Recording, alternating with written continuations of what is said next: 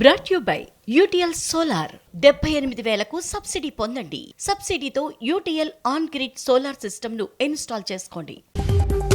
ఏపీకి Polavaram game changer అని అభివర్ణించారు చంద్రబాబు. 7 మండలాలను ఏపీలో కలపకపోయి ఉంటే పోలవరం ఎప్పటికీ అసాధ్యంగానే ఉండేదన్నారు. పోలవరంలో రికార్డు స్థాయిలో పనులు చేశామని, 413 రోజుల్లో డయాఫ్రామ్ వాల్ నిర్మాణం చేపట్టామని చెప్పారు. సీఎం రేవంత్ రెడ్డి వరంగల్ పర్యటన కొనసాగుతోంది. ప్రభుత్వం ప్రతిష్టాత్మకంగా ఏర్పాటు చేసిన కాళోజీ కళాక్షేత్రాన్ని సీఎం ప్రారంభించారు. అనంతరం ప్రజా విజయోత్సవ తొలి సభకు రేవంత్ హాజరయ్యారు. ప్రజలు భారీ ఎత్తున తరలివచ్చారు.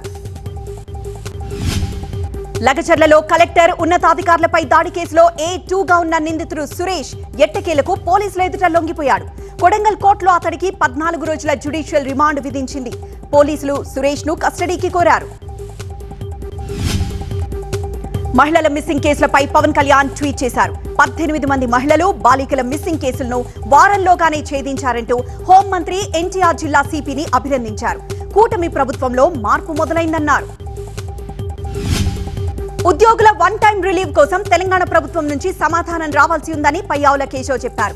1942 మంది ఏపీ ఉద్యోగులు తెలంగాణకు వెళ్లాలనుకుంటున్నారని, 1447 మంది తెలంగాణకు చెందిన వారు ఏపీకి రావాలనుకుంటున్నారని ఆయన వివరించారు.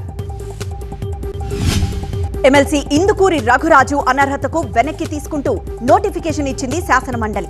ఆయన సభ్యత్వాన్ని తిరిగి కొనసాగిస్తూ హైకోర్టు ఇచ్చిన తీర్పును మండలి చైర్మన్ ఆమోదించారు. దీంతో రేపటి నుంచి రఘురాజు కౌన్సిల్ కి హాజరవుతున్నారు.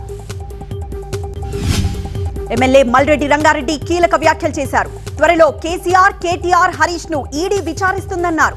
కేటీఆర్ జైలుకు వెళ్లడం ఖాయమన్నారు. లగచర్లలో అధికారులపై నకిలీ రైతులతో దాడి చేయించారని, దమ్ముంటే చర్చకు రావాలని సవాల్ విసిరారు.